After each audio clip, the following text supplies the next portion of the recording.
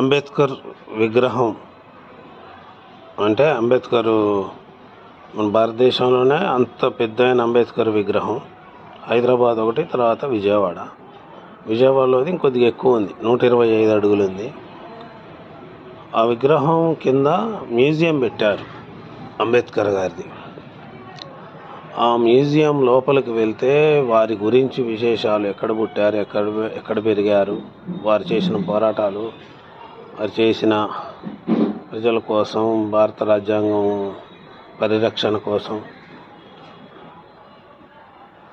వాళ్ళ జీవన విధానం మొత్తం ఎంత బాగా పెట్టారంటే లోపల అసలు అంతా చాలా బాగుంది. తిరిగి అంత లోపల చూడటం వల్ల మనకి తెలిసిందనమాట. ఇప్పటి వరకు నాకు తెలియదు, బయటే చూసేవాళ్ళం ఇంతకుముందు. ఇప్పుడు అక్కడ లోపలికి వెళ్ళటం వల్ల అంబేద్కర్ గారి గురించి ఇన్ని వివరాలు తెలియజేయడం జరిగింది. అన్నిటినీ నేను ఇక్కడ షూట్ చేశాను. వారు ప్రతి ఒక్కరికి ఆదర్శంగా ఉంటారు. చాలామంది కూడా ఇక్కడికి వచ్చి చూస్తున్నారని ఈ అంబేద్కర్ గారి గురించి. చాలా బాగుంది.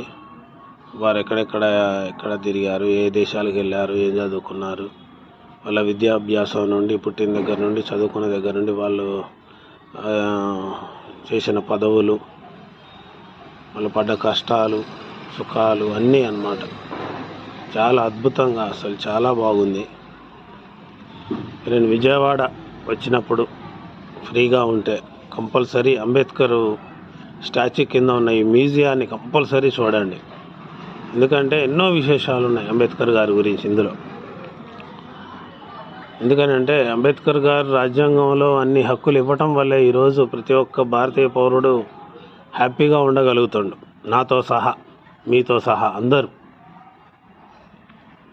ఎందుకంటే వారు మనకి, అంబేద్కర్ గారు మనకి ఇచ్చిన హక్కులు ఇవన్నీ అన్నమాట.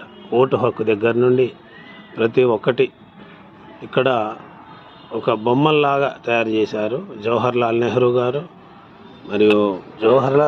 గారు మరియు వల్లభాయ్ పటేల్ మరియు అంబేద్కర్ గారు ఉన్నారు మెయిన్ అక్కడ.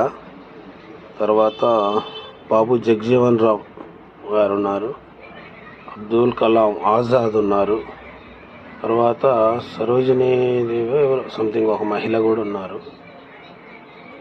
చాలా బాగుంది.